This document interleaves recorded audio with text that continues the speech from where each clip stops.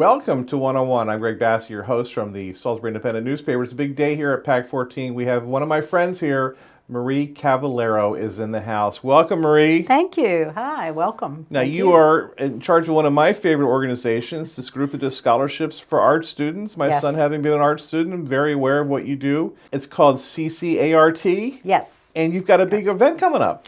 Yes, we do. This is our 20th anniversary celebration. I can't believe it's been 20 years. Wow. Yeah. Congratulations. It's actually 22 now because we've tried to do this. You've had some COVID problems. Because of COVID. This is the third shot. So, really shot. So, we started in 99 is when we put it together. And our first recipient was Andrew, who was in 2001. So we're now, 2021. So it's 20 years giving out scholarships and 20 years of actually being in, existence. So right. So we're pretty happy about it. Right. Done quite well. So the fundraiser is when? It's November 21st. It's a Sunday. It's the Sunday before Thanksgiving. We thought this is really good because it doesn't go Black Friday and all that. Right. And people can get gifts, actually, really art treasures that they can have and, on the auction. It's there's both, silent auction, regular auction, live auction with Ginny Malone is doing our auction. Okay. And we have a Muse studio for pottery, and he's going to be selling his pottery. Okay. And we have all kinds of things that have been donated to this cause. For baskets, we have little baskets of cheer and baskets of, items for people to have as gifts, even for the holiday. We thought this is a perfect time. So excellent. Anyway. And the Bank of Delmarva, who's a big sponsor, a big helper of you, you're going to have it at their corporate offices. That's right. There in North Salisbury, which is a great venue. I never thought about having something there, but it's a great facility for this. I don't think they did either, except that. Well, it used to be a nightclub when it was first built. So perfect, right? Yeah. It is very tight walls, but we've had our work there for like 3 years now, and we've been trying to plan this kind of thing to have a live auction of the permanent collection. These are collections that we've had starting, from 20 years ago. And what we thought is that we now would like to give that to the public, basically, so that we can earn enough money to continue giving these scholarships, indefinitely, hopefully indefinitely. So. Now, I know in the years you've given out well more than $100,000, $160,000 in scholarships. Yeah, we have over $135,000 that's been earmarked and given out. We have also, there was about $200,000 that applied. Right. Now this is over the years, and we do more than one county. We do more than Wycomico. Right, you do the whole lower shore. Yeah, pretty much. We even had Virginia. We have 2 counties in Virginia, and Sussex is really good to us, and we support them as well. They support us. So if I have an art student who might be looking at a college career with art, what's the process? What do I do to get to you? In January, we always have it online, the application, and we also send it out to all the schools. Last year, 2 years now, it's been kind of difficult because of COVID, and we've gotten to the counselors. We've called every school, and the counselors have tried to get it out, via their email. It was really difficult the 1 year with Wycomico. For some reason, it was really hard to get it out. But we did get a couple of kids applying. And I think because they're not in school and actually communicating with the teacher and showing the artwork, and that's been really tough. Right. Because 1 year we had to do, an online situation, and our judges were all over the place. And that's really hard to do. We hope that we won't have to do that again. Yeah, it's great when you can see the work right there in purpose and engage the kid. And, and then when the students talk about it, that's when you know the passion. The passion's there. This student is going to go on and he's going to do something. And we have in our brochure that we just had our newsletter out, the first time a newsletter, that showed some of the past students who have received awards and what they're doing in the arts now. today. So Yeah, I know in our school system in Wacomico, the focus is great enough that the art students, the distinguished ones, go to their own program at Y High, regardless of what Right, school they're right. in. Yeah. So there is a great focus here Oh locally. yeah, the visual and performing arts. Right. We get a lot of Casey has been wonderful to. He was one of our former students, Right. one of my former students, and he's been great. To push the kids and get them, going. That whole group is wonderful. To encourage the kids to do that. But art is so. The problem is people don't realize how important art, music is too, Right. and the theater and all those things. But art, it's everywhere, There's not one thing that you're looking at that didn't come off of a drawing table or a sketchbook or, something that presents, your clothing, your cars, your everything. So, people have a strange way of, Yeah. what can I do for art? It's going to be a, starving artist kind of thing. So, Right. But Yeah. anyway, Now, you're an artist yourself, very Yes. distinguished. You're a three-dimensional artist. You like to work Yes. with clay. yeah, pretty much.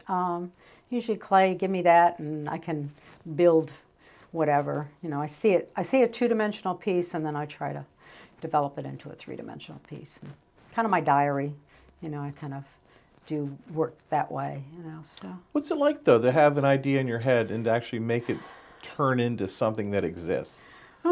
sometimes a little more difficult. I like humor, and in my art, and I like bringing a smile to people's faces, especially at this time. But like I said, it's a diary, so part of that comes into play. And also, the clay is so manipulatable. Right. It really does lend itself to expression, and sometimes I'll get a slab of clay, and I will draw on it. So I'm kind of incorporating both the two-dimensional and the three-dimensional, on a different surface, basically. So. Yeah, and there's different, parts of it. There's the creation of the shape, and then Yes. there's the painting if that goes on, and the firing. I mean, Yeah.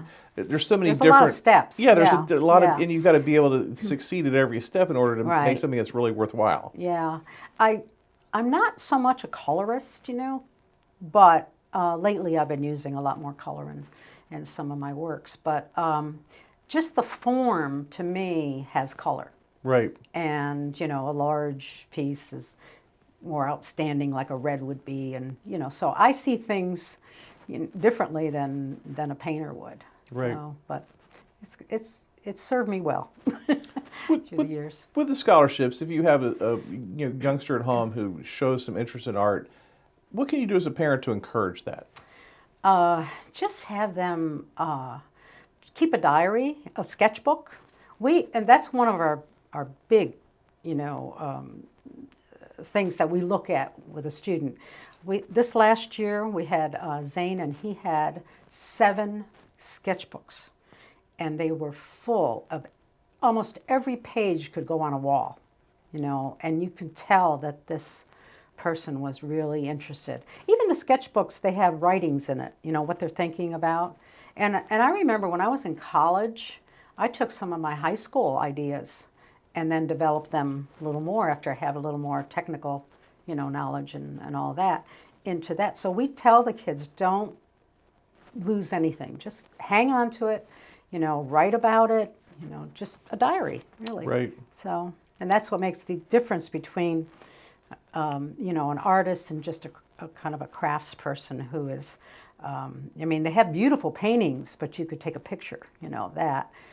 They're technically, you need to know the technique, don't get me wrong, but it's the passion and the life that comes out of that piece that makes it, makes it an artist's work. So. And you went to college in New York State. You were in Buffalo. You Yep. were in Tennessee. Yep. How did you get to Salisbury? Hired. Okay. Well, actually, do you remember Tom Erskine? Yeah, very much. Okay. Yeah. The funny story, I did this life-size cow. and Tom Erskine was a son of a dairy farmer. a cow. And he said he really did not like cows because he was raised with it. Right. And I had a picture of me with my life-size cow on the front of my application. And so he says, anybody who can make me laugh at a cow deserves an interview. So they went to the art department and they said, and I had a It was here at the university. Yeah, here at the university. And so I got the interview. So but that was funny. That's how I got here. So and then they liked. And also crafts was a really big thing, back in the 70s and Right. all that. We were into crafts. So I knew all of that. I had all of that. And I think they wanted to start a crafts program at the time. And they wanted to, I could do pottery as well as sculpture. Right. So it's kind of, building on that. So. Are there places here? There's the Mud Hut downtown, but if I'm a pedestrian kind of person and I want to do pottery, should I maybe take a class at SU, or are there? There are classes at SU, and I know a lot of people over, I think it's 62 or 60, is that they can get classes if there's room, Right. To take a course and don't have to pay tuition. I believe it's that way. So I had a lot of mature students that were in my classes. Also a Muse studio, which is going to be Okay. part of our thing. They teach as well, Robbie and Sarah, and there are classes at SAS, Okay. downtown. Right. Salisbury Art Space, so Right. keep looking on the web when those classes come available. So there are around, and they're starting, to develop. And Ocean City, of course, the Art League in Ocean City has Right. it. Actually, Robbie is their one of their main teachers up there. So Yeah, they're very active yeah. there. Oh yeah, they do a lot for the community and kids and things like that. And anyway, they're. Tell me again when your event is for Okay. CCART. It's on November 21st. Okay. It's a big celebration, and it's Sunday, 12 to 4, and so that's a great time. Mogan's is going to be catering excellent. appetizers Wow. and things like that. So we're quite happy that they're on board. It's at the And- Bank of Delmarva headquarters. I think that's Yeah, still Northwood it's on Drive there. where they Northwood are? Drive. Okay. And it's interesting because they're all offices. Right. So you're not going to go into a bank Right.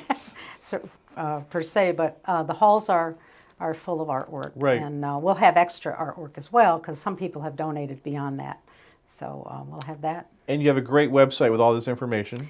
The website, yes, www.ccartfoundation.org.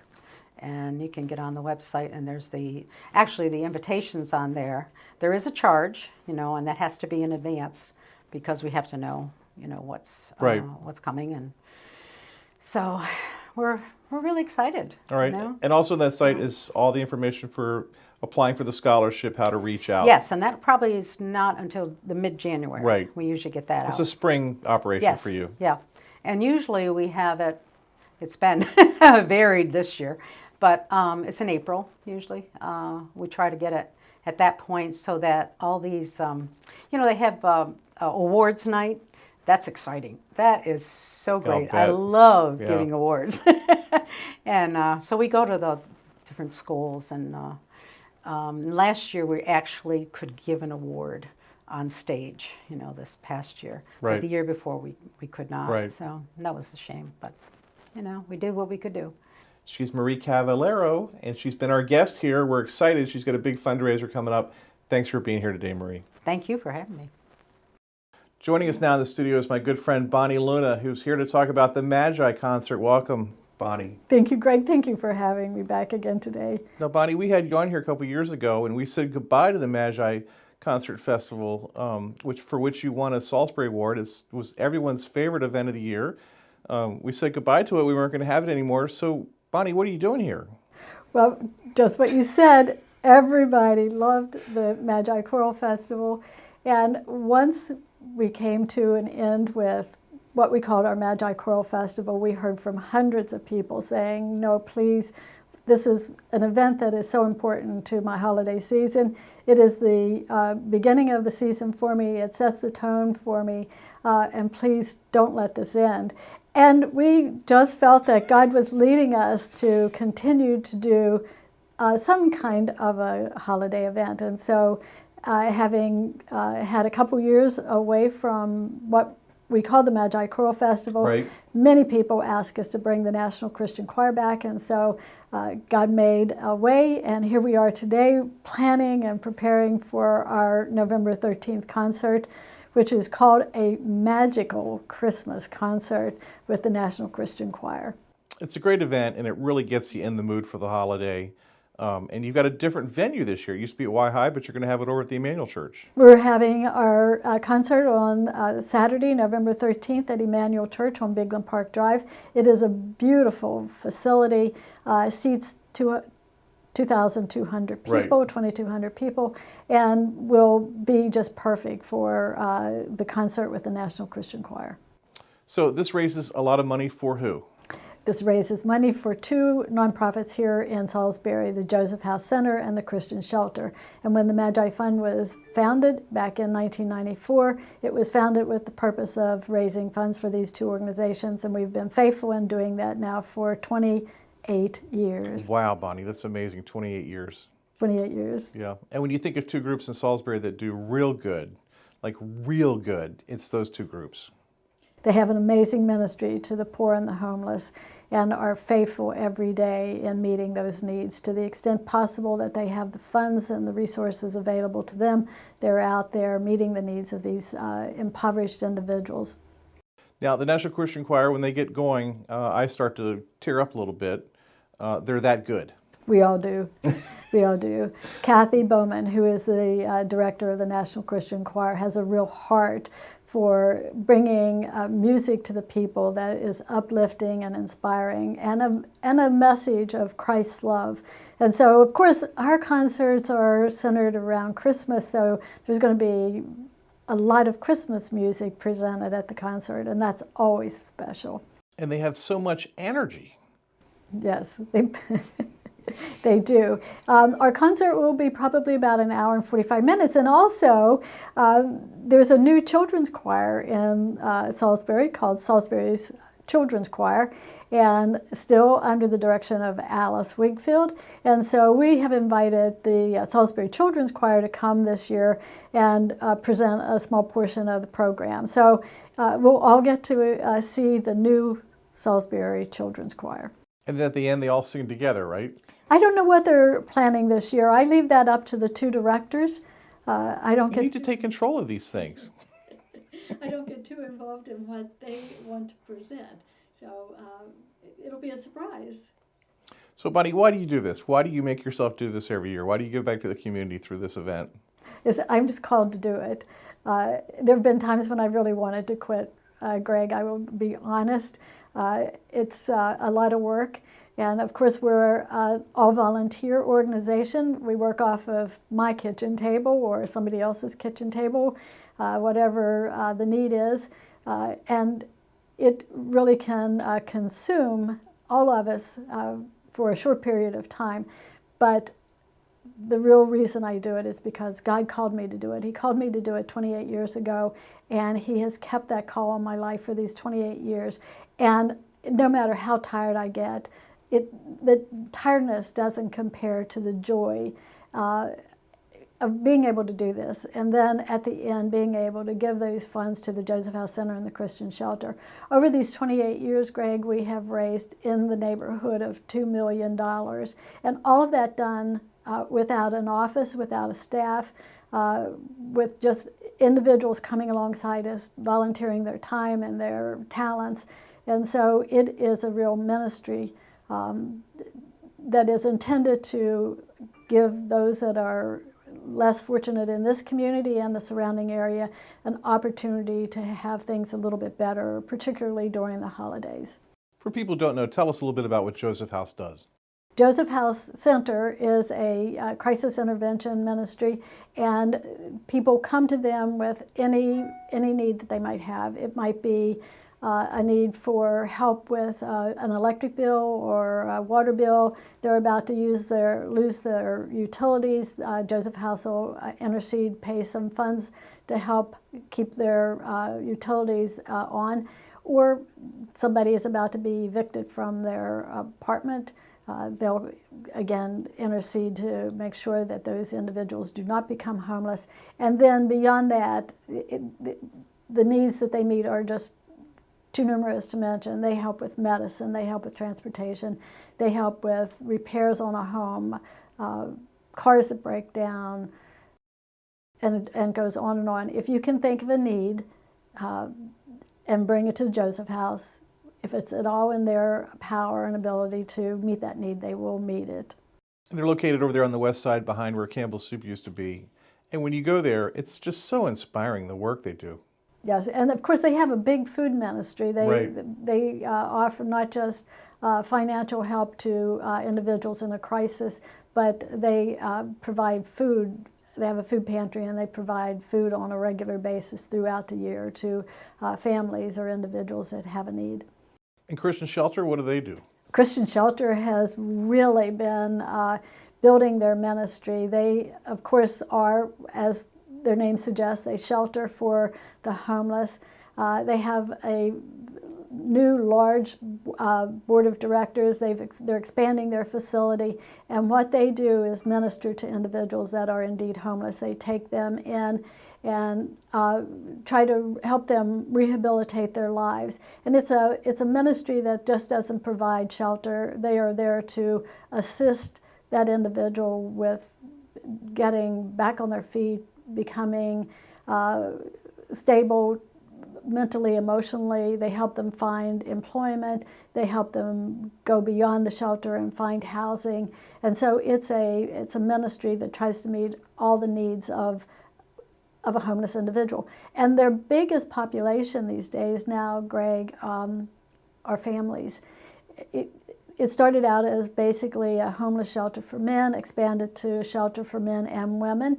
Then it went to women with children, and now it's women and children or men and children, but oftentimes family, and they have expanded their facility to create family units so that when a father, mother, children come, those individuals are not separated, but are able to be housed within a unit of their own.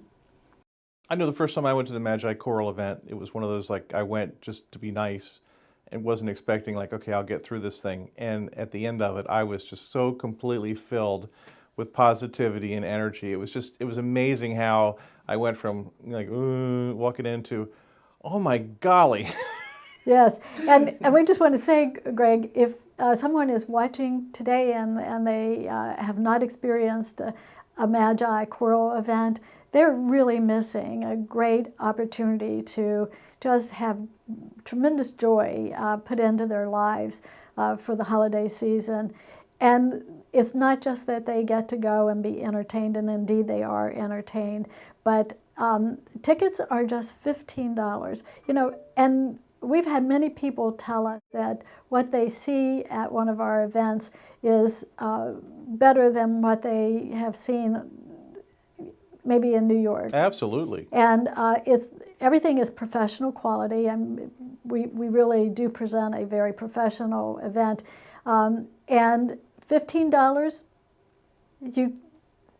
you just couldn't do better. It's the deal of the century. And 100% of that $15 goes to the two charities. We divide everything 50-50 between the two charities. So if you pay $15 for a ticket, you can be sure that that $15 is going to help the homeless or the impoverished here in this community. By the way, I think we should tell people that tickets are available at the Country House on Main Street here in Salisbury. Great supporter of the event every year. They are, Mike Delano and those people. Yes, they're wonderful. And all branches of First Shore Federal Savings and Loan, and that's from Ocean View, Delaware to Ocean Pines, Crisfield, Snow Hill, any place that there is a First Shore Federal Bank branch, you may go and buy a ticket there. If somebody finds those outlets inconvenient, they need only call me. I will make whatever arrangements necessary to get tickets to them. And my phone number is 410-749-1633. Just give me a call. I will make sure that I send them the information or provide them whatever they need in order to get that ticket and be able to attend the concert, which is 3 o'clock on Saturday, November the 13th. We're in this wonderful 2,200-seat facility. If people have concerns about COVID or social distancing, it's a large facility. Yeah, it's a perfect facility for this. Yeah, so we're very comfortable with the venue. And National Christian Choir and the Salisbury Children's Choir will definitely bless the hearts of every individual that comes out to support the event and to enjoy the music. Now, it wouldn't be good having you on if I didn't make you cry at least once, because we always make Bonnie cry when she's here. But my favorite picture in the paper every year for years and years was Sister Mary Elizabeth with the check from the Magi Choral Festival that would be deposited at First Shore Federal, and it was they would take a picture every year. She was just so elated. Everyone was so happy. It was just such a success, and it continues. It's amazing with Sister Mary Elizabeth long gone. You're still holding it together, Bonnie. Well, Sister Mary Elizabeth left a tremendous legacy, but she left that ministry in very capable hands with Sister Marilyn and Sister Connie and the other little sisters that run those various programs. We still do the check presentations, try to hand over those monies. And Greg, last year when we were not able to have an event, we asked people to treat the Magi Fund as though we were having an event and consider making the same kind of a donation to the Magi Fund as though they were going to attend an event. And it was phenomenal. I think we had probably close to 100% participation in that. And so last year we were able to continue our fundraising for the benefit of these two organizations, and it looks like we're on track this year to continue that legacy of giving a considerable amount of money to their ministries. It's an exciting opportunity for people to do something small, but when thousands of people are giving small gifts of kindness, that adds up to a tremendous benefit. So there's just wonderful, and people do give if they can't attend the concert. We have people that are continuing to give gifts to the organization, and we're just blessed. God has been so faithful for these 28 years. It has been such a privilege and honor to be able to do this work for God's glory. David Greer was one of the founders of Christian Shelter, and he said repeatedly, "To God be the glory." And for the Magi Fund, it's all about serving the Lord and giving Him the glory and having others less fortunate benefit from our labors.